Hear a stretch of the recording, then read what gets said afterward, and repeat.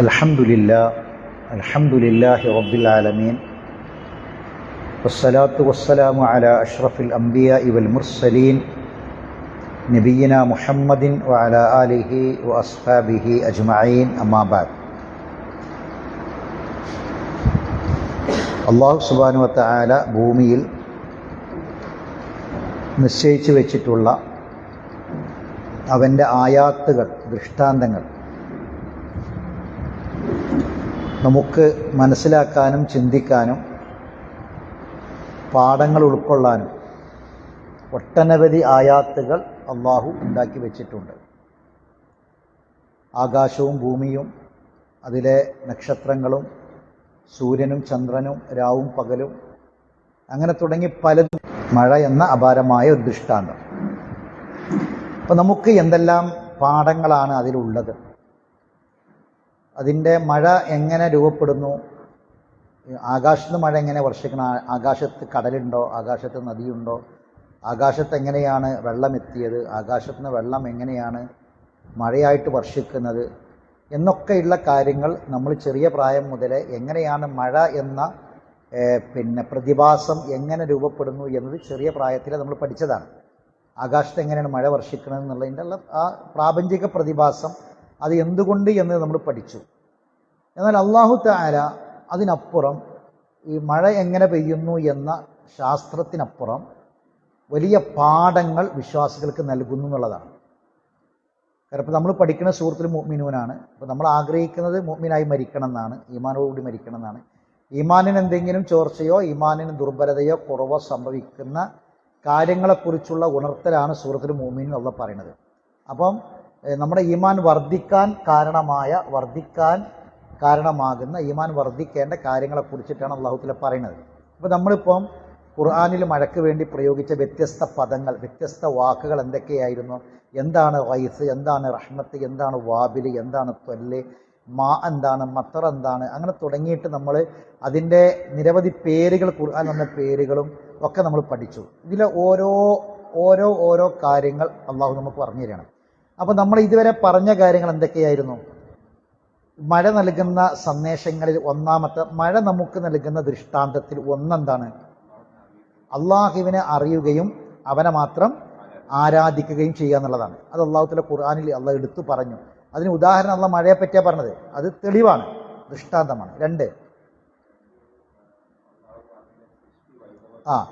അള്ളാഹുവിൻ്റെ സൃഷ്ടി വൈഭവം എന്ന് പറഞ്ഞാൽ അള്ളാഹു സൃഷ്ടാവാണ്, നമ്മൾ സൃഷ്ടികളാണ്.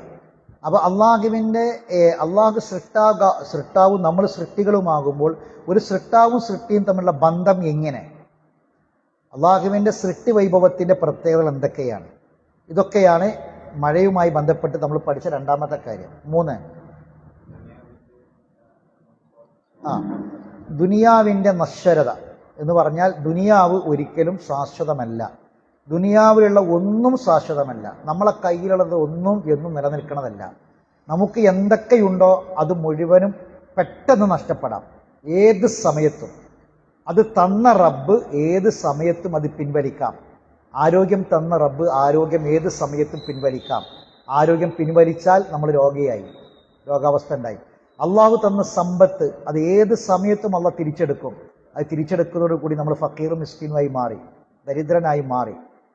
അള്ളാഹു തന്ന ജീവൻ അള്ളാഹ് തിരിച്ചെടുത്തത് നമ്മൾ മയ്യത്തായിട്ട് മാറി. അള്ളാഹു തന്ന ജീവൻ അള്ളാഹ് ഏത് സമയത്തും തിരിച്ചെടുക്കും. നമ്മൾ അനുവാദമൊന്നും പടച്ചവൻ വാങ്ങൂല. ഇന്നൊരാഗ്രഹം ബാക്കിയുണ്ട്, അതും കൂടി പൂർത്തിയാക്കട്ടെ എന്ന് പറഞ്ഞാൽ സമ്മതിക്കൂല. ഞാൻ പുറപ്പെട്ടതല്ലേ, അവിടെ എത്തിക്കോട്ടെ എന്ന് പറഞ്ഞിട്ട് കാര്യമില്ല. എനിക്ക് ഇന്ന കാര്യങ്ങളൊക്കെ ഒന്ന് എഴുതി വെക്കാനുണ്ട്, അതൊന്ന് എഴുതി വെച്ചിട്ട് മരിക്കാമെന്ന് പറയാൻ പറ്റൂല. അള്ളാഹു തന്നതെല്ലാം അള്ളാഹു ഏത് സമയത്തും തിരിച്ചെടുക്കും. അതിന് കഴിവുള്ളവനാണ് ആര്? റബ്ബ്. അവൻ്റെ കഴിവിന് മേലെ നമുക്ക് ആർക്കും ഒന്നും ചെയ്യാൻ കഴിയില്ല. എത്രയോ രാജാക്കന്മാർ മരിച്ചത് പൂതിണ്ടായിട്ട് മരിച്ചതല്ല. നാട് ഭരിക്കാനും രാജ്യം ഭരിക്കാനും രാജാവായിരിക്കാനും കൊതിക്കാത്ത ആരാ ഉള്ളത്? മരിച്ചുപോയി. ആ മരണത്തെ തടയാൻ കഴിഞ്ഞിട്ടില്ല. ഒരാൾക്കും തടയാൻ കഴിയില്ല മരണത്തെ. അപ്പം ഈ ദുനിയാവ് ശാശ്വതമല്ല എന്നൊരു വലിയ സന്ദേശം നമുക്ക് ഈമാൻ വർദ്ധിപ്പിക്കും. അപ്പം ഓരോ മഴത്തുള്ളിയും ഈമാൻ വർദ്ധിപ്പിക്കേണ്ട കാര്യമാണ്. അതായിരുന്നു നമ്മൾ പഠിച്ച അടുത്ത കാര്യം. പിന്നെ ഈ മൂന്നാമത്തിൽ നമ്മൾ അവസാനം പറഞ്ഞ ആയത്ത് ഏതായിരുന്നു?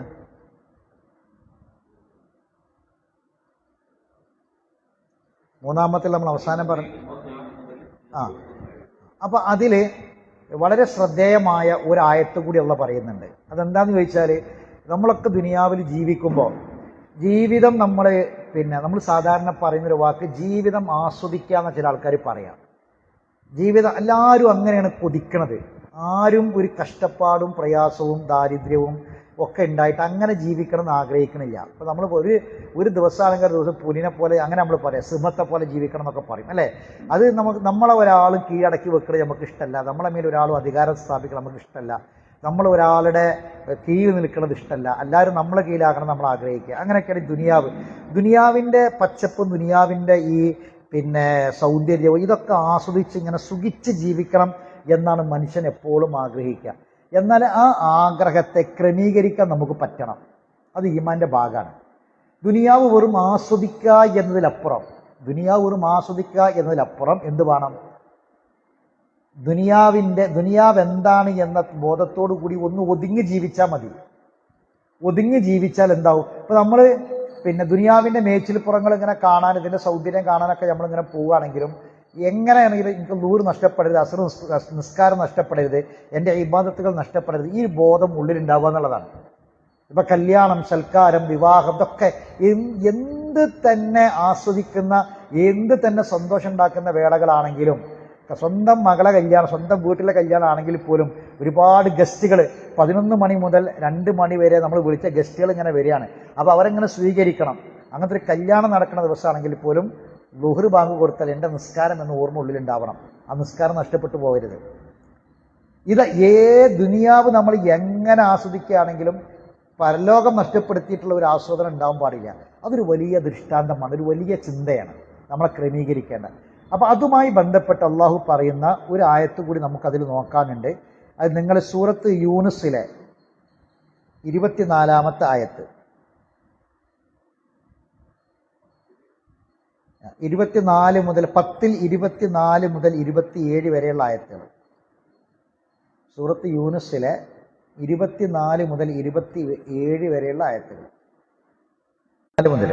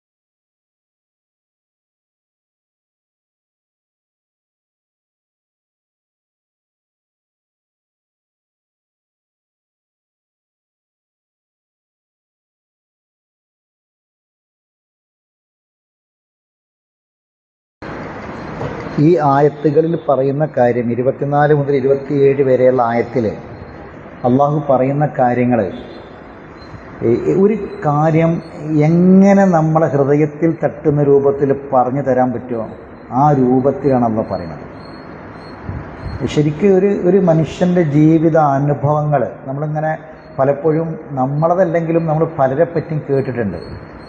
പല ഇടങ്ങേറിലും ചെന്ന് പെട്ടോല്, പല കുടുക്കിലും പെട്ടോല്, പിടിക്കപ്പെടൂല എന്ന് കരുതി പല തെറ്റും ചെയ്തിട്ട് അവസാനം പിടിക്കപ്പെട്ട് മാനം കെട്ട് സ്വന്തം മക്കളെ മുന്നിലും കുടുംബത്തിൻ്റെ മുന്നിലൊക്കെ മാനം കെട്ട് അവസാനം പിടിക്കപ്പെട്ട് ആകെ ഇങ്ങോട്ട് മുഖം കരുവാളിച്ച് പിന്നെ ഒരു പിന്നെ ഇരുണ്ട മേഘം അല്ലെങ്കിൽ ഒരു രാത്രിയുടെ വളരെ കൂരിട്ടുള്ള ഒരു രാത്രിയുടെ ഒരു കഷ്ണം അത് ഒന്നായിട്ട് ഇങ്ങോട്ട് പൊതിഞ്ഞതുപോലെയൊക്കെ തോന്നുക എന്നൊക്കെ പറയുന്ന കാര്യങ്ങൾ അള്ളാഹു അതേപോലെ പച്ചക്ക് നമുക്ക് പറഞ്ഞു തരികയാണ്. അത് നമ്മുടെ ജീവിതവും നമ്മുടെ ജീവിത രീതിയും നമ്മുടെ ജീവിത നിഷ്ഠയും നമ്മുടെ എങ്ങനെയാണ് നമ്മൾ ഈ ദുനിയാവിൽ നമ്മുടെ കുടുംബവും വീടും മക്കളൊക്കെ ആയിട്ട് നമ്മളെ മനസ്സ് എങ്ങനെ ഇഴകി ചേർന്നിട്ടാണ് നമ്മൾ ജീവിക്കണം എന്നുള്ളതാണ്.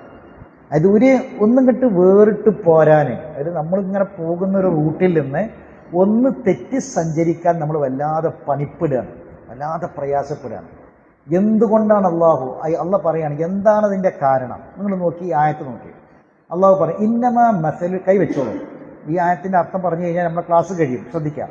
ഇന്നമാ മസലുൽ ഹയാത്തി ദുനിയ, തീർച്ചയായും ഈ ദുനിയാവിൻ്റെ ജീവിതം, ഹയാത്തി ദുനിയ ഐഹിക ജീവിതത്തിൻ്റെ ഉദാഹരണം തീർച്ചയായും ഇത് മാത്രമാണ്. സുബ്ഹാനല്ലാഹ്, ഇന്ന എന്നല്ല പറഞ്ഞത്, ശരിക്കും ഇന്ന പറഞ്ഞാൽ മതി, തീർച്ചയായും ഇന്നമാ എന്നാ പറഞ്ഞത്. ശരിക്കും ഇതാണ് ജീവിതം, അതിനപ്പുറത്ത് വേറെ ഒന്നുമല്ല. പറയാം ഈ ആയത്തിൽ പറയാൻ പോകുന്ന കാര്യം എന്താണോ അത് തന്നെയാണ് ദുനിയാവിൻ്റെ ജീവിതം, അതല്ലാതെ വേറൊന്നുമല്ല. നിങ്ങൾ എന്ത് പറഞ്ഞിട്ടും കാര്യമില്ല, എന്ത് സമർത്ഥിച്ചിട്ടും കാര്യമില്ല. ഇന്നമാ മസലുൽ ഹയാത്തി ദുനിയ, നമ്മളെ ഈ ജീവിതത്തിൻ്റെ ഉദാഹരണം ഇത് മാത്രമാണ്. നമ്മളിപ്പോൾ ഈ ജീവിക്കുന്ന നമ്മളെ ജീവിതം ഉണ്ടല്ലോ അതിൻ്റെ ഉദാഹരണം കേട്ടോളൂ. എങ്ങനെയാണ്? കമാഇൻ, മഴ പോലെ. മഴ എന്ന ദൃഷ്ടാന്തത്തെക്കുറിച്ച് അള്ളാഹ് പറയണത് അൻസൽനാഹു മിനസ് സമായി, ആ മഴ പെയ്തത് എവിടുന്ന? ആകാശത്ത് നിന്ന് പെയ്ത ഒരു മഴയെപ്പോലെയാണ് ഐഹിക ജീവിതത്തിൻ്റെ ഉദാഹരണം, അത് മാത്രമാണ്. എന്നിട്ട് ആ മഴ കാരണം എന്താ ഉണ്ടായത്? ഫഖ്തലത ബിഹി നബാത്തുൽ അർളി, കണ്ട അത് കാരണം പിന്നെ ഈ നബാത്ത് എന്ന് പറഞ്ഞാൽ ചെടികളാണ്, ചെടികൾ ഇതൊക്കെ മുളക്കുന്ന വസ്തുക്കളാണ്, അതെല്ലാം ഇടകലർന്ന് വളർന്നു. ഫഖ്തലത ബിഹി നബാത്തുൽ അർളി, ഭൂമിയിലുള്ള ചെടികളും പുല്ലുകളും ഒക്കെ എന്തായി? ഒക്കെ ഇടകലർന്നിട്ട് ആ ഇടകലർന്ന രൂപത്തിൽ അത് പുറത്തു വന്നു വലുതായി. ഫഖ്തലത ബിഹി നബാത്തുൽ അർളി. എന്തിനായിരുന്നു? മിമ്മാ യഅ്കുലു നാസു വൽ അൻആം, മനുഷ്യരായ നിങ്ങൾക്കും കാലികളായ ജന്തുക്കൾക്കും തിന്നാൻ പറ്റുന്ന രൂപത്തിൽ. അത് ഈ കാലികൾ മേഞ്ഞു പുല്ല് തിന്നുന്നു അല്ലേ? ചില പുല്ല് മനുഷ്യനും തിന്നുന്നുണ്ട്. ഏതാ മനുഷ്യൻ തിന്നുന്ന പുല്ല് ഏതാണ്? പല രൂപത്തിലെ ചീരയും അതുപോലെ തന്നെ പല പച്ചക്കറികളും പല രൂപത്തിലുള്ള അങ്ങനെ പലതും മനുഷ്യൻ തിന്നുന്നുണ്ട്. നമ്മൾ സാധാരണ എന്തെങ്കിലുമൊക്കെ അത് ഈ ഇല തിന്നുന്ന അറബികൾ കൂടുതൽ ഇല തിന്നും. അറബികൾ നല്ലോണം ആടക്ക അതേമാതിരി ഉണ്ട്, പിന്നെ പുഴുങ്ങിയെടുത്തിട്ട് ആടക്ക അച്ചേരിക്കാണ് തിന്നൂല്. ഒരു ആടക്ക 200 തിന്നും.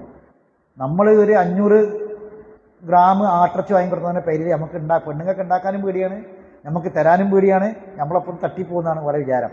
ഇതൊരാടിനെ മുഴുവൻ ഒരു തിന്നിട്ട് അതിൻ്റെ മേലെ കുറേ പുല്ലും തിന്നും, കുറേ ഇലയും തിന്നും അല്ലേ? അപ്പോൾ നമ്മൾ പറയുന്നത് ആടുകളെ മാതിരിയാണ് അറബികൾ എന്ന് പറയും. കാരണം കുറേ ഈ ആടിനും തിന്നും, പിന്നെ ആട് തിന്ന പുല്ലും തിന്നും. അപ്പോൾ അത് അള്ളാഹു തആല ഭൂമിയിൽ ഉണ്ടാക്കിയ പല അത് നമ്മുടെ ശരീരത്തിന് കൊളസ്ട്രോളിൻ്റെ പിന്നെ ക്രമീകരിക്കാനും ഇങ്ങനെയുള്ള വസ്തുക്കൾ തിന്നുകയാണെങ്കിൽ അതിന് ശരീരത്തിന് ദോഷം വരാതിരിക്കാനൊക്കെ ഭൂമിയിൽ അള്ളാഹ് ഉണ്ടാക്കിയിട്ടുണ്ട്. ആടിന് തിന്നാൻ പുല്ല് മാത്രമല്ല, ഈ ആടിനെ തിന്നുന്ന മനുഷ്യനും പുല്ല് പറിച്ചുണ്ടാക്കി. അള്ളാഹിൻ്റെ പ്രയോഗം നോക്കണം. ആട് മാത്രമല്ല, ആടിനെ തിന്നണ മനുഷ്യന് വേറെ പുല്ലും പറിച്ചുണ്ടാക്കി വെക്കണം. നാക്കാലികൾക്കും മനുഷ്യർക്കും ഭക്ഷിക്കാനുള്ള ഇതൊക്കെ എവിടെ ഉണ്ടാക്കണത്? മനുഷ്യന്മാർക്ക് ഭൂമി തൊടാതെ ആകാശത്തിലും കന്നുകാലികൾക്കൊക്കെ നിലത്തുമല്ല, എല്ലാവർക്കും ഒരേപോലെ ഇടകലർത്തി. ഫഖ്തലത ബിഹി നബാത്തുൽ അർള് ഹത്താ ഇദാ അഖദത്തിൽ അർളു, അങ്ങനെ മഴ പെയ്തപ്പോൾ എന്താ ഉണ്ടായെന്നറിയോ? അഖദത്തിൽ അർളു, ഭൂമി സ്വീകരിച്ചു, സുഹ്റുഫുഹാ, അതിൻ്റെ അലങ്കാരം, ഭൂമി അതിൻ്റെ അലങ്കാരം സ്വീകരിച്ചു. വസയ്യനത്, അത് സുന്ദരിയായി ഭൂമി, സീനത്തുള്ളതായി, അഴകാർന്ന് സുന്ദരമായി ഭൂമി, ആ രൂപത്തിൽ ഭൂമി മാറി. അപ്പം അത് ഒരു വരണ്ട ഭൂമിയേക്കാൾ സൗന്ദര്യം ഏത് ഭൂമിക്കാണ്? പച്ചപ്പുള്ള ഭൂമിക്കാണ് അല്ലേ? എന്തുകൊണ്ടാണ് കേരളത്തിലേക്ക് കൂടുതൽ ആൾക്കാർ ആകർഷകരാകുന്നത്? കേരളത്തിൻ്റെ പച്ചപ്പ്, അങ്ങനെ പറയാം അല്ലേ? ഇപ്പം ഇന്ന് പിന്നെ അറേബ്യൻ രാജ്യങ്ങൾ അവരുടെ പിന്നെ അവിടെ ഓരോ ടൗണുകളും പിന്നെ ടൂറിസ്റ്റ് കേന്ദ്രങ്ങളൊക്കെ ഭംഗി കൂട്ടുന്നതിൻ്റെ ഭാഗമായിട്ട് അവരെന്താ ചെയ്യുന്നത്? പച്ചപ്പ് ഉണ്ടാക്കുകയാണ്. പച്ചപ്പാണ് അവരുണ്ടാക്കുന്നത് അല്ലേ? അപ്പം അതാണ് ഇതിൻ്റെ അലങ്കാരം. അപ്പം അള്ളാഹ് പറഞ്ഞു തരികയാണെന്ത്? ഭൂമി മഴ പെയ്തപ്പം ചെടികളൊക്കെ ഇടകലർന്ന് വളർന്നു, എന്നിട്ട് ആ ഭൂമി സുന്ദരിയായി. ബാക്കി ഒലന്ന അഹ്ലുഹ, ആ നാട്ടുകാർ വിചാരിച്ചു, ആ ഭൂമിയിൽ ജീവിക്കുന്ന ഭൂമിൻ്റെ അഹ്ലുകാരാരാണ്? അഹ്ലുകാർ, നാട്ടുകാർ. അവർ വിചാരിച്ചത് എന്താണ്? അന്നഹും ഖാദിറൂന അലൈഹ, അത് ഞങ്ങൾക്ക് അതെല്ലാം കരസ്ഥമാക്കാൻ ഞങ്ങൾക്ക് കഴിയുമെന്ന് അവർ വിചാരിച്ചു. എന്ന് പറഞ്ഞാൽ ഈ ഭൂമിയിലെ എല്ലാ കാര്യങ്ങളും ഞങ്ങൾക്ക് കിട്ടും, ഞങ്ങൾ തന്നെ ആൾക്കാർ, ഞങ്ങൾക്ക് അവിടെ സുഖമായിട്ട് ജീവിക്കാം, അതൊക്കെ നമുക്കുണ്ട് എന്ന് അവർ കരുതി. അത്താഹ അമ്രുന, അപ്പോഴാണ് നമ്മളെ കൽപ്പന വരുന്നത്. ലൈലൻ ഔ നഹാറ, ഒന്നുകിൽ രാത്രി അല്ലെങ്കിൽ പകൽ. ഫജഅൽനാഹ, അങ്ങനെ നമ്മൾ അതിനെ ആക്കി ഹസീദൻ, ഉന്മൂലനം ചെയ്യപ്പെട്ട രൂപത്തിലാക്കി കളഞ്ഞു അതിനെ, ആ ഭൂമിയെ. കഅല്ലം തഗ്ന ബിൽ അംസി, ഇന്നലെ അവിടെ ഇല്ലാതിരുന്നതുപോലെ. കഅല്ലം തഗ്ന ബിൽ അംസ, ഇന്നലെ അങ്ങനത്തെ ഒരു നാടൻ അവിടെ ഇല്ലാതിരുന്നു എന്ന പോലെ. എന്ന് പറഞ്ഞാൽ ഇന്നലെ ആ സ്ഥലം അതായിരുന്നു എന്ന് ആൾക്കാർക്ക് വിശ്വസിക്കാൻ, ആ രൂപത്തിൽ നാം അതിനെ ആക്കി മാറ്റി. മഴ വന്നു. ഇപ്പം നിങ്ങൾ കണ്ടില്ലേ? പിന്നെ ഏറ്റവും വലിയ ഉദാഹരണമാണ് ഇപ്പം ലാസ്റ്റ് വയനാട്ടിൽ സംഭവിച്ചത് അല്ലേ? ഒരു ഗ്രാമം മൊത്തത്തിൽ ഒഴുകിപ്പോയില്ലേ? അപ്പം അതിനുശേഷം എവിടെയോ ഒന്ന് ചൈനയിലോ അവിടെ ഒരു 1000-ഓളം ഒരു ഗ്രാമം മൊത്തം പോയി. ഒരു ഗ്രാമം മൊത്തം, ഒരാൾ മാത്രം ബാക്കിയായി. ഒരാൾ മാത്രം, അടുത്ത ദിവസം ഒരാൾ മാത്രം ബാക്കിയായിട്ട് ഗ്രാമം മൊത്തം ഒലിച്ചുപോയി. ഇത് അള്ളാഹു സുബ്ഹാനഹു വ തആല ഒരു വലിയ ദൃഷ്ടാന്തമായിട്ട് പറയും. എന്താണ് ഈ സംഗതി? നമ്മൾ ഈ പിന്നെ ഒക്കെ എൻ്റെ കയ്യിലാണ്, പിന്നെ വലന്ന അഹ്ലുഹ അന്നഹ ഖാദിറൂന അലൈഹ, ഒക്കെ എൻ്റെ ഭൂമി, എൻ്റെ സ്ഥലം, ഇതൊക്കെ നമ്മളെ കൺട്രോളിലാണ് എന്ന് മനുഷ്യൻ വിചാരിക്കുകയാണ് അല്ലേ? ഇപ്പോൾ ഒരു ഭൂമിൻ്റെ സാന്ദ്രതക്കനുസരിച്ചാണ് ബിൽഡിംഗ് ഉണ്ടാക്കുക. എല്ലായിടത്തും എല്ലാ ഭൂമിയും പറ്റുമോ? എല്ലാ ഭൂമിയിലും 10 നില കെട്ടിടം അനുവദിക്കൂല. എല്ലാ ഭൂമിയിലും ടെറസിൻ്റെ ബിൽഡിംഗ് അനുവദിക്കൂല. ഇപ്പം ആൻഡമാൻ നിക്കോബാർ ദ്വീപ് നമ്മൾ തൊട്ടടുത്ത്, നമ്മളെ ഇത് കടലാണ്ട് പോയാൽ നമ്മളൊരു 1000-1500 കിലോമീറ്റർ പോയാൽ കാണുന്ന ദ്വീപ്, അവിടെ ഈ ടെറസിൻ്റെ ബിൽഡിങ്ങുകളില്ലായിരുന്നു, ഫുള്ള് മരത്തിൻ്റെ ബിൽഡിങ്ങുകളായിരുന്നു. എന്താ കാരണം? അവിടെ ഇടക്കിടക്ക് ഭൂമി കുലുക്കം ഉണ്ടാവും. അതായത് കടലിൻ്റെ നടുവിൽ നിൽക്കുന്ന സംഗതിയാണ്. അപ്പോൾ അവിടെ ഏതൊരു സംഗതിയും ആ ഭൂമിയുടെ അവസ്ഥക്കനുസരിച്ചിട്ടാണ് നമ്മൾ നിർമ്മാണ പ്രവർത്തനങ്ങൾ വരെ നടക്കുന്നത് അല്ലേ? അപ്പോൾ നമ്മളെന്താ പറയുക? നമ്മൾ പറയും അത് എന്തായിരുന്നാലും നമ്മൾ ബെൽറ്റ് ഇടും, നമ്മൾ സിമെൻ്റ് ഇടും, ആ സിമെൻ്റിൻ്റെ മേലെ ബെൽറ്റ് ഇടും, എത്ര ആഴത്തിൽ നമ്മൾ കുഴിക്കും, എന്നിട്ട് അടിയിൽ തന്നെ നമ്മൾ ഫൗണ്ടേഷൻ റെഡിയാക്കി കൊണ്ടുവരും എന്നൊക്കെ പറയും. എന്നിട്ട് നമ്മൾ പറയണത് അങ്ങനെ എന്ത് തന്നെ കാറ്റ് വന്നാലും മഴ വന്നാലും ഏത് പ്രതികൂല സാഹചര്യം വന്നാലും ഞാൻ ഉണ്ടാക്കിയ പെര ഇളകൂല, ഞമ്മക്കൊന്നും പറ്റൂല എന്ന ഒരു ധാരണ മനുഷ്യൻ്റെ ഉള്ളിലുണ്ടാവുകയാണ്. മനസ്സിലല്ലേ? അള്ള പറയും ഭൂമിയിൽ എവിടെ ഇപ്പം നമ്മൾ പറയണം അതൊക്കെ ഇപ്പം അവിടെ പോയി താമസിച്ചിട്ടല്ലേ, ഇവിടെ മലൻ്റെ ചോട്ടിൽ പോയിട്ടല്ലേ മഴ വന്നത് അല്ലേ? അപ്പം തീരദേശത്ത് ഇപ്പം കേരളം എന്ന് പറഞ്ഞാൽ ഒന്ന് സമതല പ്രദേശം, ഒന്ന് മലമ്പ്രദേശം, ഒന്ന് തീരപ്രദേശം അല്ലേ? ഇതിലെവിടെ താമസിക്കാൻ നിർഭയത്വം? കടപ്പുറത്ത് തീരദേശത്ത് എന്താ കഥ? തീരദേശത്ത് എന്താ കഥ? കടലിൽ അടിച്ചു കയറും. ഈ പർവ്വതത്തിൻ്റെ തൊട്ടടുത്താണ് ഭൂമി കുലുക്കം കുറയുക. സമതല പ്രദേശത്താണ് എന്ത് ചെയ്യുക? ഇത് ജെർക്കിങ് കൂടുതലുണ്ടാവുക. എന്നാലോ ഇളകുലാന്ന് വിചാരിച്ച് പോയെടുത്ത് മല ഒന്നായിട്ട് ഇടിഞ്ഞു പൊളിഞ്ഞു വരും. അപ്പം ഇനി എവിടെ താമസിക്കുക? പണ്ടുകൾ ബസ്സിനെ നടുവ് കയറിയ മാതിരി, മുന്നിൽ കയറിയാലും മുന്നിൽ നിന്ന് ഇടിച്ചാൽ പ്രശ്നമാണ്, ബാക്കിൽ കയറിയ ബാക്കിൽ നിന്ന് ഇടിക്കാൻ പ്രശ്നമാണ്. ഒന്ന് നടുവ് കയറി, അപ്പോഴാണ് വണ്ടി ഇങ്ങനെ ഒന്ന് നടുവിലടിച്ചത്. മനുഷ്യൻ ഇത് അള്ളാഹുത്തല ഇതാണ് സഹോദരങ്ങളെ ദുനിയാവ് ബോധ്യപ്പെടുത്തില്ല. നമ്മൾ എന്ത് തന്നെ ഉണ്ടാക്കിയിട്ടും എത്ര തന്നെ നമ്മൾ ഇതിനെ പിടിച്ച് തൂങ്ങി ജീവിച്ചിട്ടും കാര്യമില്ല.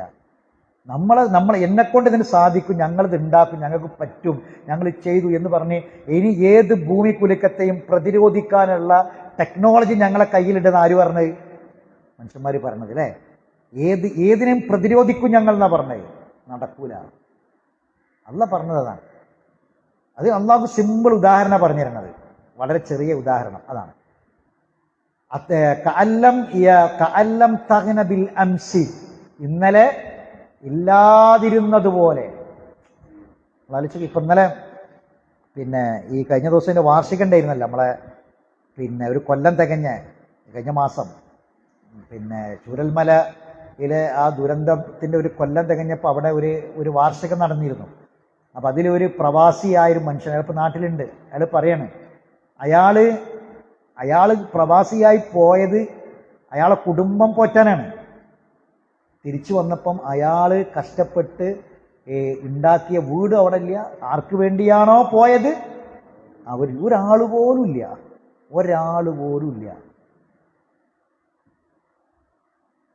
അപ്പം അയാൾ ചോദിക്കണ്ട്, നിങ്ങളെന്താ അന്ന് വന്നിട്ട് പിന്നെ ഇത് തിരിച്ചു പോകാഞ്ഞത്? അപ്പം അയാൾ കരഞ്ഞു ചോദിക്കാം, ഞാനെന്തിനഞ്ഞ് പോണത്? ഇനി ഇവിടെ അങ്ങോട്ടും കൂടെ നടക്കാം. ഇപ്പം ഞാൻ ഒറ്റത്തടിയില്ലേ എനിക്ക്? അയാളെ ഭാര്യ പോയി, മക്കൾ പോയി, ആപ്പ പോയി, ഇപ്പം പോയി, എല്ലാവരും പോയി, ഒരാളും ഇല്ല. അയാൾ ചോദിക്കാം, ഇനി ഞാനെന്തിനാണ് പോണത്? ഇനി നിങ്ങളെന്താ പോകാത്തത് ചോദിച്ചുള്ള ചോദ്യത്തിനാണ് മറുപടി പറഞ്ഞതാണ്. അപ്പോൾ ഒരു വ്യക്തിയല്ല, ഒരു അനുഭവമോ രണ്ട് അനുഭവങ്ങളോ അല്ല. അതിന് മുമ്പുണ്ടായ ദുരന്തം ഇവിടെ, ഇനി അതിന് തൊട്ടുമ്പ് ഒരു ദുരന്തം ഉണ്ടായില്ല, അതേ സെയിം ദുരന്തം കവളപ്പാറ. എവിടെ ഉണ്ടായത്? എത്ര ആൾക്കാരാ മരണപ്പെട്ടു പോയത്? ആ സ്ഥലത്ത് അത് പോയി നോക്കിയാൽ അങ്ങനെ ഒരു സ്ഥലം ഇന്നലത്തെ ഫോട്ടോ കാണിച്ചു കൊടുത്ത ആൾക്കാർ വിശ്വസിക്കൂല. അങ്ങനെ ഒരു സ്ഥലം ആയിരുന്നില്ല അതെന്നേ പറയുള്ളൂ ആൾക്കാർ. അതാണ് കഅല്ലം തഗ്ന ബിൽ അംസ്. സുബ്ഹാനല്ലാഹ്, അള്ളാന്റെ പ്രയോഗം നോക്കി നിങ്ങൾ, അതിൻ്റെ ആ ഭാഷ ശൈലി നോക്കി നിങ്ങൾ. ഇന്നലെ അവിടെ ഒരാളും താമസിച്ചിട്ടില്ലാത്തതുപോലെ ആക്കി തീർത്തുന്നു. ഇന്നലെ ഒരാളും അവിടെ താമസിച്ചിട്ടില്ലാത്തതുപോലെ അള്ളാഹു ആക്കി തീർത്തുന്ന പറഞ്ഞത്.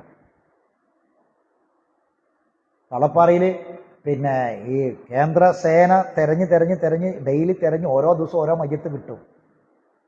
ഒട്ടനവധി ആൾക്കാർ മണ്ണിന്റെ ചോട്ടിൽ പോയി.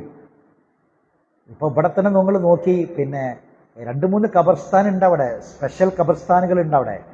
അവിടെ ഒരു കൈ മറവ് ചെയ്തത്, ഒരു കാല് മറവ് ചെയ്തത്, തല മാത്രം മറവ് ചെയ്തത്, മനുഷ്യൻ്റെതാണോ മൃഗത്തിൻ്റെതാണോ എന്ന് ഉറപ്പില്ലാതെ മറവ് ചെയ്തത്, അങ്ങനെ എത്രണ്ണുണ്ട്. എങ്ങനെ അള്ളാഹുത്തല ഇളക്കി മറിച്ച് നോക്കി നിങ്ങൾ? ഇത് അള്ളാഹുത്തല ഖുർആനിൽ ഇങ്ങനെ സംഭവം പറഞ്ഞിട്ടുണ്ടെന്നുള്ളത് എത്ര ആൾക്കാർക്ക് ഓർമ്മ ഉണ്ടാവും? ശരിക്കും ഈ ആയത്ത് ഇങ്ങോട്ട് വായിച്ചാൽ ശരിക്കും നമുക്ക് അത് അവിടേക്കാണ്ട് ആ മലമലാണ്ട് ഫിറ്റ് ചെയ്ത് എഴുതി വെച്ച് വെക്കാൻ പറ്റിയ ആയത്തത്. ആ രൂപത്തിലാണ് അള്ളാഹുത്തല എഴുതി വെച്ചത്.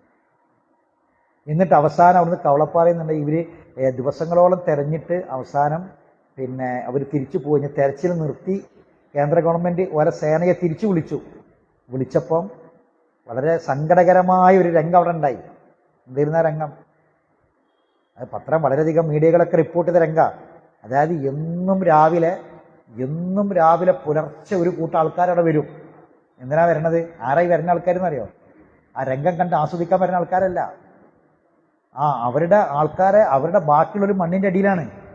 ആരെങ്കിലും മയ്യത്ത് കിട്ടുമെന്ന് അറിയാനാണ്. അങ്ങനെ ഈ ഒരു 100 ആളുണ്ടെങ്കിൽ പിന്നെ പിറ്റത്തെ ദിവസം ഒരു 90 ആളാകുകയാണ്. കാരണം 10 ആൾക്കാരെ മയ്യത്ത് കിട്ടി, ഓരോ മയ്യത്തിട്ട് പോയി. പിന്നെ പിറ്റേ ദിവസം 90 ആളാണ്. അടുത്ത ദിവസം 80 ആളാകണം. പിന്നെ ഒരു 10 മയ്യത്തിട്ടി ഓലും പോയി. അങ്ങനെ പോയി അവസാനം ഇവർ തെരച്ചിൽ നിർത്തി പോകുമ്പോൾ പിന്നെ ഒരു 10-25 ആൾക്കാർ അവിടെ ഉണ്ട്, ഡെയിലി വരുന്നവർ. ഇനി തെരച്ചിലില്ല. തലേ ദിവസം വരെ 2-3 കിട്ടി.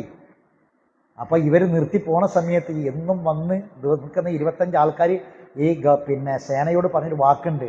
അവർ പറഞ്ഞു, കുറച്ച് ദിവസം കൂടി ഞങ്ങൾക്ക് വേണ്ടിയിട്ട് നിങ്ങളൊന്ന് തരണം, കുറച്ച് ദിവസം കൂടി തരണം. ഒരു എല്ലെങ്കിലും കിട്ടിയാൽ, ഒരു അസ്ഥിയെങ്കിലും കിട്ടിയാൽ ഞങ്ങൾക്ക് അന്ത്യകർമ്മങ്ങൾ ചെയ്യായിരുന്നു. ഒരു അസ്ഥിയെങ്കിലും കിട്ടിയാൽ, ടെസ്റ്റ് നടത്തിയിട്ട് ഇതിന്ന ആളതാന്ന് അറിഞ്ഞാൽ ഒരു കാല് കിട്ടിയാൽ മതി, അല്ലെങ്കിൽ ഒരു കൈ കിട്ടിയാൽ മതി, ബാക്കിയൊക്കെ പോയാലും ഒരു അസ്ഥി ഒരു എല്ലെങ്കിലും കിട്ടിയാൽ ഞങ്ങൾക്ക് ബാക്കിയുള്ളത് ചെയ്യായിരുന്നു എന്ന് പറഞ്ഞ ഏറ്റവും കണ്ണ് നിറയിപ്പിക്കുന്ന ഒരവസ്ഥ അവിടെ ഉണ്ടായി. ആലോചിച്ച് നിങ്ങൾ, ആരാണിത് പറയുന്നത്? ആരെപ്പറ്റിയാണ് പറയണത്? നമ്മളെപ്പോലെ ജീവിച്ച ആൾക്കാർ. നമ്മളെപ്പോലെ സ്വപ്നം കണ്ട ആൾക്കാർ, നമ്മളെപ്പോലെ ദുനിയാവിൽ കിടന്നുറങ്ങി ഭക്ഷണം കഴിച്ച് ടൂറ് പോയി കല്യാണത്തിന് സർക്കാരിൽ പങ്കെടുത്ത് അങ്ങനെ ജീവിക്കണമെന്ന് ആഗ്രഹിച്ച ആളുകളാണ് ഒരു ദിവസം കൊണ്ട് ഇല്ലാതെയായത്. ഇതിൽ പാടുണ്ടോ ഇല്ലേ? ഇതല്ലേ ജീവിതം. ഈ ജീവിതം നമ്മളെ മുന്നിൽ അള്ളാഹു വരച്ച് കാണിക്കാം. ഈ ബോധമുള്ളവൻ എന്തുണ്ടാവും എന്നറിയോ? നിസ്കാരം ഒഴിവാക്കൂല, പടച്ചവനെക്കുറിച്ചുള്ള ബോധം ഉണ്ടാവും, ഓർമ്മയിൽ ജീവിക്കും, തക്കുവയിൽ ജീവിക്കും, അവൻ്റെ ഈമാൻ നഷ്ടപ്പെടൂല. ബാക്കി എന്നിട്ട് അള്ളാഹ് പറയാ കദാലിക, ആയത്തിന്റെ അവസാനത്തെ ഭാഗം കദാലിക നുഫസ്സിലുൽ ആയാതി, പ്രകാരമാണ് അള്ളാഹ് അവൻ്റെ ദൃഷ്ടാന്തങ്ങൾ ചിന്തിക്കുന്ന ആൾക്കാർക്ക് വിവരിച്ചു തരുന്നത്. കദാലിക നുഫസ്സിലുൽ ആയാത്ത്, അള്ളാഹു അവൻ്റെ ദൃഷ്ടാന്തങ്ങൾ ഇപ്രകാരം വിശദീകരിച്ച് തരുന്ന ആർക്ക്? ലി ഖൗമിൻ യതഫക്കറുൻ, ചിന്തിക്കുന്ന ആൾക്കാർക്ക്. ചിന്താശേഷി ഇല്ലാത്ത ആൾക്കാരാണ് ഇതിനൊക്കെ ഈ ദുനിയാവിൻ്റെ പിന്നാലെ പോയി പരലോകം മറന്ന് ജീവിക്കുക. അത് വേണ്ട. കാരണം എന്താണ്? ഇത് എപ്പോഴും അവസാനിക്കും. വല്ലാഹു കണ്ട, വല്ലാഹു യദ്ഉ ഇലാ ദാരിസ്സലാം, അള്ളാഹ് നിങ്ങളെ വിളിക്കുന്നത് ദാറുസ്സലാമിലേക്കാണ്. എന്താ ഉറപ്പ്? എന്താ ഉറപ്പ്? അല്ല, നമ്മൾ എങ്ങനെ മരിച്ചു വിചാരിച്ചോളൂ. നമ്മളീ പറഞ്ഞ മാതിരി നമ്മളെ വീട് ഒന്നായിട്ട് ഒലിച്ചു പോയി നമ്മൾ മരിക്കണേ, അല്ലെങ്കിൽ നമ്മളെ വാഹനം ഇപ്പം ഇന്നലെ കണ്ടില്ല നിങ്ങൾ, ഒരു വാപ്പിയും ഒരു അച്ഛനും 2 മക്കളും കൂടി ഇറങ്ങി പുറപ്പെട്ട്, പിന്നെ ആൾക്കാരധികം ആയതുകൊണ്ട് ഡ്രൈവറെ മാറ്റി ഞാൻ തന്നെ വണ്ടി ഓടിച്ചോളാം പറഞ്ഞ് രാവിലെ പുറപ്പെട്ട് പോയതാണ് അല്ലേ. എയർപോർട്ടിലേക്ക് ആക്കാൻ വേണ്ടിയിട്ട് പോവുകയാണ്.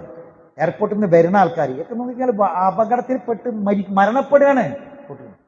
നമ്മൾ എങ്ങനെ മരിച്ചാലും നമ്മൾ എന്താ പറയുക? ഓനെ അള്ള വിളിച്ചു എന്ന് പറഞ്ഞു. ഇത് ചിന്തിക്കണം കേട്ടോ, ഞാൻ ഈ പറഞ്ഞ വാക്ക്. എന്താ പറയുക? ഓനെ അള്ള വിളിച്ചു എന്നാണ്. അള്ള വിളിച്ചു, അള്ളാന്റെ വിളി വന്നാൽ പോണ്ടേ? നമ്മൾ ഇങ്ങനെ ഒരു മരണം സംഭവിച്ചിട്ട് വീട്ടിൽ ചെന്നാൽ എങ്ങനെ ആശ്വസിപ്പിക്കുക? എങ്ങനെ ആശ്വസിപ്പിക്കുക? പിന്നെ നമ്മൾ എന്ത് പറയും? ഇന്നലില്ലാഹി മാ അഖദ, ഇന്നലില്ലാഹി മാ അഖദ വലഹു മാ അഅത വകുല്ലു ഷൈഇൻ ബിഅജലിൻ മുസമ്മ ഫൽതസ്ബിർ വൽതഹ്തസിബ്. അല്ലേ? അള്ള തന്നൊക്കെ അള്ളാഹ്ക്കുള്ളതാണ്, അള്ള എടുത്തതൊക്കെ അള്ളാഹ്ക്കുള്ളതാണ്. ക്ഷമിക്ക്, പ്രതിഫലം ആഗ്രഹിക്കുക. അല്ലെ? നമ്മൾ അതല്ലേ പറയുന്നത്. അല്ലെ തഅസിയത്തിന്റെ വാക്ക്? തഅസിയത്താണ്. നമ്മൾ മരിച്ചാൽ 3 ദിവസത്തിനുള്ളിൽ അവിടെ പോകണം. ആ 3 ദിവസത്തിനുള്ളിൽ പോയാൽ തഅസിയത്താണ്. അതിനുള്ളിൽ നമുക്ക് ആശ്വസിപ്പിക്കേണ്ട വാക്കാണത്. അല്ലേ? നമ്മൾ പറയും അള്ള വിളിച്ച്, അള്ളാന്റെ വിളിയത്തെ പോകണ്ടേന്നാണ്. അല്ലേ? വല്ലാഹു യദ്ഉ ഇലാ ദാരിസ്സലാം. വായിക്കേ, വല്ലാഹു യദ്ഉ, അള്ള നിങ്ങളെ വിളിക്കണ കൊടുക്കാറിയോ? ദാറുസ്സലാം ഏതാ? ദാറുസ്സലാം സമാധാനത്തിന്റെ വീട്, സ്വർഗമാണ്. ലാ യസ്മഊന ഫിഹാ ലഗ്വൻ വലാ ഇല്ലാ ഖീലൻ സലാമൻ സലാം. സലാം സലാം എന്ന് മാത്രമുള്ള വീട് ഏതാ? ഇവിടുത്തെ വീട്ടിൽ സലാം സലാം മാത്രം? ഇവിടുത്തെ ജീവിതം സലാം സലാം മാത്രമാണ്? സമാധാനമാണോ? അല്ല. സമാധാനമുണ്ട്, ദുഃഖമുണ്ട്, സങ്കടമുണ്ട്, ഒക്കെ ഉണ്ട്. അല്ലേ? എങ്കിൽ സലാം, സമാധാനം മാത്രമുള്ള വീട് എവിടെ? അത് ഇവിടെ പ്രതീക്ഷിക്കണ്ട. ദുനിയാവിൽ സമാധാനം മാത്രം പ്രതീക്ഷിക്കണ്ട. ഇവിടെ പരീക്ഷണമാണ് ഈ ലോകം. സങ്കടവും ദുഃഖമൊക്കെ വരും. സലാം മാത്രമുള്ള ലോകം ഏതാണ്? വല്ലാഹു യദ്ഉ ഇലാ. അപ്പൊ ഞാന് ഈ സൂറത്ത് നമ്മൾ പഠിക്കുന്ന സൂറത്ത് മുഅ്മിനൂനാണ്, മുഅ്മിനിലായത്താ. ദാറുസ്സലാമിലേക്ക് ആരെ വിളിക്കല്ല? മുഅ്മിനായി മരിച്ചവനെ. അല്ലേ? ദാറുസ്സലാമിലേക്ക് വിളിക്കല്. അപ്പൊ അള്ള വിളിക്കല് ദാറുസ്സലാം. അപ്പൊ അള്ളാന്റെ ദാറുസ്സലാമിലേക്കുള്ള വിളി കിട്ടി പോണം. അള്ളാഹുവിന്റെ ദാറുസ്സലാമിലേക്കുള്ള വിളി കേട്ടിട്ട് പോണം. നമ്മളെ വിളിച്ചു കൊണ്ടുകയാണ്. എവിടുന്നാ കൊണ്ടുപോണേ? പോകാൻ ഇഷ്ടമുള്ളവിടുന്നാണോ? ആണോ? അല്ലല്ലോ. സ്കൂളിൽ ചെറിയ കുട്ടിയായിരിക്കുമ്പോൾ, 2ാം ക്ലാസ്സിൽ പഠിക്കുമ്പോൾ നല്ല അടിക്കണ ഒരു മാഷുണ്ട്, നല്ല അടിക്കണ ഒരു ടീച്ചറുണ്ട്. അപ്പോൾ അടുത്ത പീരീഡ് ആ ടീച്ചർ വരും, അടി ഉറപ്പാണ്. ആ സമയത്താണ് വീട്ടിൽ സ്കൂളിൽ വാപ്പ വരുന്നത്. എൻ്റെ മോനൊന്ന് കൊണ്ടുപോകണം, വിളിക്കാൻ വേണ്ടി വന്നതാണ്. അല്ലേ? ആ വിളി സന്തോഷമുള്ള വിളിയാണോ സങ്കടമുള്ള വിളിയാണോ? സന്തോഷമുള്ള വിളി. അല്ലേ? മലക്കുൽ മൗത്ത് വന്നിട്ട് വിളിക്കുക, അല്ല പോവല്ലേ? അതാണ് മരണം. അല്ല, എവിടുന്നാ പോണത്? സന്തോഷമില്ലാത്ത സ്ഥലത്ത് ഇവിടുന്നാ പോണത്. അവനാന്റെ സ്വത്ത്, മുതൽ, സ്ഥാപനം, കച്ചവടം, വീട്, മക്കള്, കുടുംബം, അവനാന്റെ റൂം, ബെഡ്, AC, ഇതൊക്കെ വിട്ട് കബർക്ക് 6 അടി മണ്ണുക്കാ പോണത്. ഇരുട്ടിലെ ലോകത്തേക്കാ പോണത്. ഒരു ചാൺ വീതിയുള്ള കബറിലേക്കാ പോണത്. അവിടുന്നാ വിളിക്കണത്. അവിടുത്തെ പോകാം വിളി വരികയാണ്. എപ്പോഴും ആ ചെവിയിൽ ആ വിളി വരണം. എപ്പോഴും ചെവിയിൽ ആ വിളി കാത്തിരിക്കണം. മലക്കുൽ മൗത്തിന്റെ വിളി, അള്ളാന്റെ വിളി എപ്പോഴും ഇവിടെ കേൾക്കണം. കേട്ട് ചെവിയിൽ ഇങ്ങനെ കാത്തിരിക്കണം. എപ്പോഴും വരാം, ഏത് നിമിഷവും വരാം. ഇപ്പൊ നമ്മുടെ നാട്ടിൽ 2 മരണം നടന്ന്. ഒന്ന്, ഒരു MLA പ്രൈവറ്റ് സെക്രട്ടറി മരിച്ച്. എപ്പോഴാ മരിച്ച്? ഡാൻസ് കളിക്കുമ്പോൾ. ചമ്മാട് എൻ്റെ ഒരു സുഹൃത്ത്, എൻ്റെ ഒരു സ്നേഹിതൻ, അടുത്ത സുഹൃത്ത് ചമ്മാട്, ഡോക്ടർ ആരിഫ, പിന്നെ അവരുടെ മകൻ ചമ്മാട് മരിച്ചത് എങ്ങനെ അറിയാം? സുബഹി ജമാഅത്തിൽ രണ്ടാമത്തെ റക്അത്തിൽ സുജൂദിലേക്ക് പോകുമ്പോഴാണ് വീണത്. സുബഹിക്ക് ജമാഅത്ത് നിസ്കാരത്തിൽ പള്ളിയിൽ രണ്ടാമത്തെ റക്അത്തിൽ നിസ്കരിച്ചു കൊണ്ടിരിക്കുന്ന സമയത്താണ് വീണ് മരിക്കുന്നത്. അവിടെ കിടന്ന് മരിച്ചു. എല്ലാവരും കൊതിക്കുന്നൊരു മരണം അല്ലേ? അപ്പോൾ നമ്മൾ എപ്പോഴും ആ വിളി ചെവിയോർത്തിരിക്കണം. നമുക്കുള്ള വിളി ദാറുസ്സലാമിലേക്കുള്ള വിളിയായിരിക്കണം. അപ്പോൾ ഇവിടുന്ന് പോകാൻ നമുക്ക് സന്തോഷം ഉണ്ടാവുള്ളൂ. ഇവിടുന്ന് പോകാൻ, കാരണം ഇതിനേക്കാൾ എത്രയോ മെച്ചപ്പെട്ടെടുത്ത് നമ്മൾ പോണത് അല്ലേ? മയ്യത്ത് നിസ്കാരത്തിൽ എന്താ പറയാ? അബ്ദിൽഹു ദാറൻ ഖൈറൻ മിൻ ദാരിഹി വഅഹ്ലൻ ഖൈറൻ മിൻ അഹ്ലിഹി. അല്ലാഹുവേ, ഈ വിട്ടുപോകുന്ന അഹ്ലുകാർ, വീട്ടുകാർ, കുടുംബക്കാരേക്കാൾ നല്ല കുടുംബത്തെ കൊടുക്കു പഠിച്ചവനെ, ഇവിടുത്തെ വീടിനേക്കാൾ നല്ല വീട് കൊടുക്കു പഠിച്ചവനെ എന്നല്ല മയ്യത്ത് നിസ്കാരത്തിൽ പ്രാർത്ഥിക്കണേ അല്ലേ? അത് ആർക്കാ കിട്ടുക? ദാറുസ്സലാമിലേക്ക്. അല്ലാഹു യദൂ ഇലാ ദാരിസ്സലാം. സുബ്ഹാനല്ലാഹ്. വയഹ്ദി മൻ യശാഉ ഇലാ സിറാത്തിൽ മുസ്തഖീം. അല്ലാഹു അവനെ ഉദ്ദേശിക്കുന്നവരെയാണ് സിറാത്തുൽ മുസ്തഖീമിലേക്ക് നയിക്കുക. എല്ലാവർക്കും കിട്ടൂല, അള്ളാഹ് ഉദ്ദേശിക്കുന്നവർക്ക് അല്ലേ? ഇന്നിപ്പം നമ്മൾ ളുഹ്ർ നിസ്കരിച്ചപ്പോൾ എന്താ പറഞ്ഞത്? ഇഹ്ദിന സിറാത്തൽ മുസ്തഖീം. ജവാബ് എന്താ? യഹ്ദി ഇലാ സിറാത്തിൻ. ഇതാ ആയത്ത് കണ്ടോളി, യഹ്ദി ഇലാ സിറാത്തിൻ. അതിന് ഉത്തരാണ് പറഞ്ഞത്. നമ്മൾ ചോദിച്ചതിന്റെ ഉത്തരം അള്ളാഹ് എല്ലാവർക്കും കൊടുക്കൂല, അള്ളാഹ് ഉദ്ദേശിക്കുന്നവർക്ക് കൊടുക്കുക. അപ്പൊ സിറാത്ത് മുസ്തഖീം ഏതാ? ഖുർആനാണ്. അലാ സിറാത്തി മുസ്തഖീം തൻസീലൽ അസീസ് റഹീമായ അള്ളാഹ് ഇറക്കിയ സിറാത്തുൽ മുസ്തഖീം ഏതാ? ഖുർആൻ. അത് തേടി വരുന്നവർക്ക് അത് കിട്ടുള്ളൂ. ലില്ലദീന അഹ്സനു അൽ ഹുസ്ന. നന്മ ചെയ്തവർക്ക് ഏറ്റവും നല്ലതുണ്ടായിരിക്കും. വസിയാദത്തുൻ, അതിൽ കുറച്ച് അധികം ഉണ്ടാവും. നന്മ ചെയ്തവർക്ക് അള്ളാഹനെ കാണാനുള്ള ഭാഗ്യം ഉണ്ടാകും. വലാ യർഹഖു ഖത്തറുൻ. വായിക്കേ ഉജൂഹും ഖത്തർ. അവരുടെ മുഖത്ത് ഒരു രൂപത്തിലുമുള്ള നിന്ദതയും അവരെ ബാധിക്കൂല. വലാതിൽ അഭിമാനവും അവരെ മുഖത്തുണ്ടാവില്ല. കാരണം എന്താ? അവർ കുറ്റം ചെയ്തിട്ടില്ല. ഉലൈക അസ്ഹാബുൽ ജന്ന, അവരാണ് സ്വർഗ്ഗക്കാരും ഫിഹാ ഖാലിദൂൻ. എന്നാൽ വല്ലദിന കസബു സയ്യിആത്തി, തിന്മകൾ ചെയ്താ ജീവിച്ചത്. പക്ഷെ അള്ളാഹിന്റെ റഹ്മത്ത് എന്താ? നിങ്ങൾ ജസാഉ സയ്യിഅത്തിൻ മിസ്ലിഹാ. ഒരു തിന്മ ചെയ്താൽ ആ തിന്മന്റെ കുറ്റം ഉണ്ടാവുള്ളൂ. നന്മക്കോ നേരത്തെ എന്താ? നന്മക്ക് ഇരട്ടി ഇരട്ടി ഇരട്ടി അല്ലേ? വർദ്ധിപ്പിച്ചു. വയർഹഖുഹും ദില്ല, അവർ അപമാനം പിടികൂടും. മാലഹും മിൻ അല്ലാഹി മിൻ ആസിമിൻ, അള്ളാഹുവിൽ നിന്ന് അവരെ രക്ഷിക്കാൻ ആരും ഉണ്ടാവില്ല. കഅന്നമാ ഉഗ്ശിയതു വുജൂഹും ഖിതാഅൻ മിനൽ ലൈലി, രാത്രിയുടെ ഒരു കഷ്ണം അവന്റെ മുഖത്ത് വന്ന് അവനെ മൂടിയതുപോലെ ഉണ്ടാകും അവന്റെ അവസ്ഥ. നമ്മൾ ഇരുളടയാന്നറിയില്ലേ? മുഖമാകെ ഇരുളടഞ്ഞു പോയി എന്നറിയില്ലേ? ഇരുട്ടിൽപ്പെട്ട പോലെ തപ്പിത്തടഞ്ഞു എന്നൊക്കെ പറയില്ല. അത് ഉദാഹരിക്കുകയാണ്. ഉലൈക അസ്ഹാബുൻ നാർ, അവരാണ് നരകക്കാർ. ഹും ഫിഹാ ഖാലിദൂൻ, അവർ അതിൽ നിത്യവാസികളാണ്. അള്ളാഹു നമ്മളെ കാത്തുരക്ഷിക്കട്ടെ. സഹോദരങ്ങളെ, മഴ നൽകുന്ന, നോക്കി നിങ്ങൾ എവിടുന്നാണ് ഒരു ചെറിയ മഴത്തുള്ളി. ഇന്നലെ രാത്രിയും വരെ ചെന്നിൽ മഴ പെയ്തു നാം കേട്ടത്. ഓരോ മഴത്തുള്ളിയും നമ്മൾ രാത്രി ഉറങ്ങുകയാണെങ്കിലും നടക്കുകയാണെങ്കിലും മഴ പെയ്യുമ്പം ഈ ഒരു ആശയം നമ്മളെ മനസ്സിൽ വേണം. നല്ല തണുപ്പുണ്ടാകുമ്പോൾ പുതപ്പെടുത്ത് മൂടിയാൽ പോരാ, മറിച്ച് നാളെ പച്ച മയ്യത്ത്, നമ്മളെ പച്ച ശരീരം ഇങ്ങനെ കിടത്തിയിട്ട് നമ്മളെ മേലെ ബാക്കിയുള്ളൊരു മൂടും. അത് ഓർമ്മ വേണം. തണുപ്പുള്ള സ്ഥലത്ത് മഴ പെയ്ത് തണുത്തിട്ട് മഴക്കാലത്ത് തണുത്തിട്ട് ആ തണുപ്പ് തണുപ്പ് കൊണ്ട് ശരീരം ഒരു പുതപ്പെടുത്തുകാണ്ട് നമ്മളിങ്ങനെ മേലക്ക് തല കണ്ട് മറച്ചു, തലീക്കൂടെ ഇട്ടു അല്ലേ? അങ്ങനെ നമ്മാണ്ട് ഉറങ്ങി. നമ്മളെ മനസ്സിലേക്ക് നല്ല മഴ, ആസ്വദിച്ചു മഴ അല്ലേ? എന്നാൽ ഈ അറിവ് കിട്ടിയവന്, ഈ ഖുർആനിന്റെ അറിവ് ബോധത്തിലുള്ളവനെ, ഓന്റെ ഓർമ്മയിൽ എന്താ വരിക അറിയോ? ഈ തുണി ഇടുന്നതിന് പകരം നാളെ എൻ്റെ ഈ പച്ചയായ മയ്യത്തിലെ തുണിയൊക്കെ വെട്ടിക്കളഞ്ഞിട്ട് എൻ്റെ സ്ഥലം അടക്കം വേറുള്ളൊരു തുണി മൂടും. ആ തുണി മൂടുന്ന രംഗം എപ്പോഴാ? മരണം. അത് ഓർമ്മ വരും. അതാണ് അള്ളാഹു തആല ഖുർആനിൽ ഈ ദൃഷ്ടാന്തം ചിന്തിക്കുന്നവർക്ക് അള്ളാഹു വിശദീകരിച്ചു കൊടുക്കുന്നത്. ഈ ചിന്ത നമ്മളെ ഈമാൻ കൂട്ടോ കുറക്കുവോ? ഈമാൻ കൂട്ടും. ഈമാൻ കുറയാൻ വല്ല സാധ്യതയുണ്ടോ? ഇല്ല. അവിടെ നമ്മളെ താങ്ങായി തണലായി ഈ ആയത്തുകൾ ഉണ്ടാകും. അള്ളാഹു നമ്മെ അനുഗ്രഹിക്കുമാറാവട്ടെ. അറിവില്ലായ്മ കൊണ്ട് വന്നുപോയ തെറ്റുകുറ്റങ്ങൾ അള്ളാഹു നമുക്ക് വിട്ടുപുറത്ത് മാഫാക്കി തരട്ടെ. മരണപ്പെട്ടവർക്ക് അള്ളാഹു മഗ്ഫിറത്തും റഹ്മത്തും പ്രദാനം ചെയ്യട്ടെ. നമ്മളെ കച്ചവടത്തിലും ഇടപാടുകളിലുമെല്ലാം അള്ളാഹു തആല നിഅമത്തും ബർക്കത്തും പ്രദാനം ചെയ്യട്ടെ. നമ്മുടെ എല്ലാ നല്ല ഉദ്ദേശങ്ങളും അള്ളാഹു നിറവേറ്റി തരട്ടെ. ശരീരത്തിന് ആരോഗ്യം ആഫിയത്തും അള്ളാഹു പ്രദാനം ചെയ്യട്ടെ.